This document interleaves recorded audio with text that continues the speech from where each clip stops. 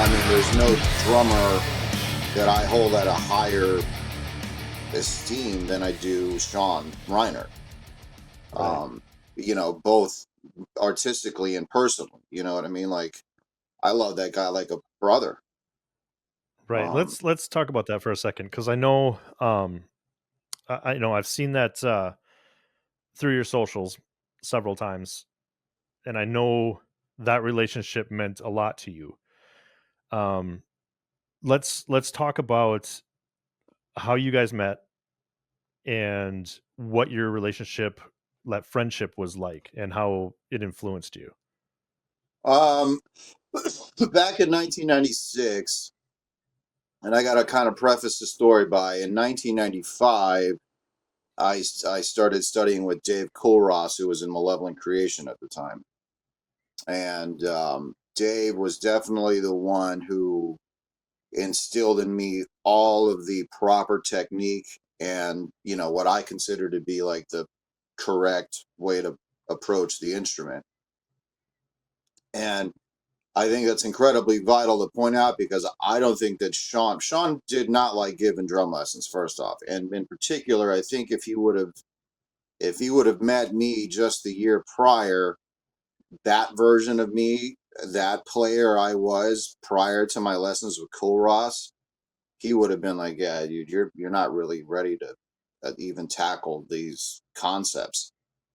Mm-hmm. So, having studied for a year with Dave, and by the time I had met Sean, I had fairly sound technique. I was working at a drum store. I was fairly knowledgeable. And this kid comes in at said drum store and he's wearing a Cynic shirt. And I was like, holy shit, man, that guy's my favorite drummer in the world. And I know that, he's from Miami. So, um, I know they're local, so to speak. And this kid says to me, oh, the drummer's a substitute teacher at my school sometimes. And I went, No way. holy shit. I said, dude, I'll give you like free sticks for a month if you can get me this guy's phone number and I can study with him. So yeah, a couple days later or whenever, at some point later, he came back and he had a phone number, and I called him up and I said, hey man, I'm that guy. I work at Ace Music. Whatever. He came down to the store, and I remember I was just all awestruck and flattening of emotions and cosmic sea and lack of comprehension, all that. And he honestly said to me, he goes, hey man, if you just want to learn like licks, you can just listen to the CD. Like if you want to study and become like a better player, then I can help you. Which kind of set the tone right from the get-go. Like, hey, I'm not here to fuck around. Right.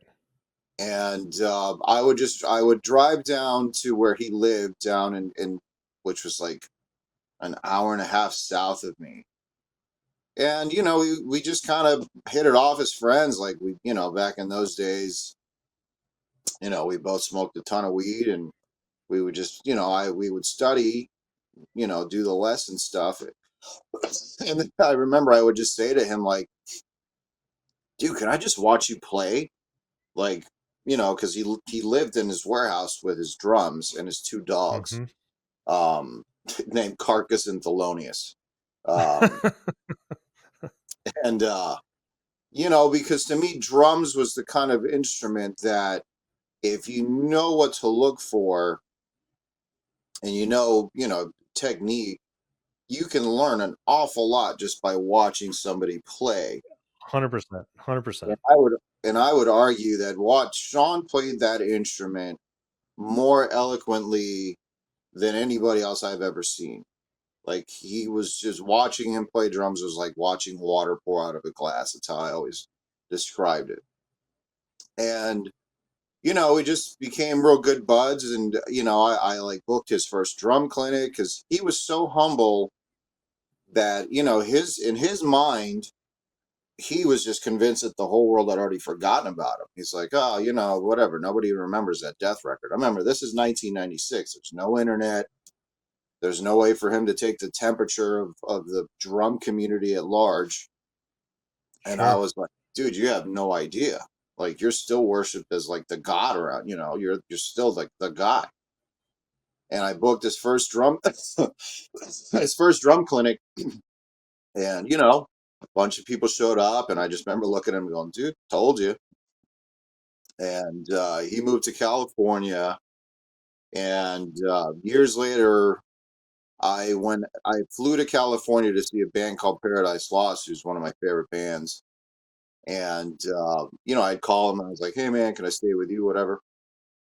And so he picks me up at the airport, and I remember he closed his trunk. I threw my bags in his trunk, and there was a big old rainbow flag sticker, and he just looks at me and he goes, yeah dude, I'm gay. And I honestly looked at him and I went, I don't give a shit, man, like, Yeah. let's go eat So what? out. Yeah. And I Yeah. think honestly, maybe one of the reasons why we became so close is I was probably one of the first uh, people to really just accept him for who he was. And that's kind of always been my thing with gay or people or whatever. Like, I don't really give a shit what you do. Like, Right. as long as you don't hurt anybody else, I could care less what you want to do with your life. And I just respected him so much as a player. Like, it didn't affect anything. And if anybody had ever met Sean, like, dude, Sean was just like a dude, loved basketball, like, was like, what's up, dude? Like, he was just a bro. Right. And, just super cool dude. And, I ended up touring with Cynic. I ended up touring with him and DTA. And, we just became like siblings. Like, I was closer with him than I was my own actual siblings. Um, his passing, uh, for me was uh, cataclysmic.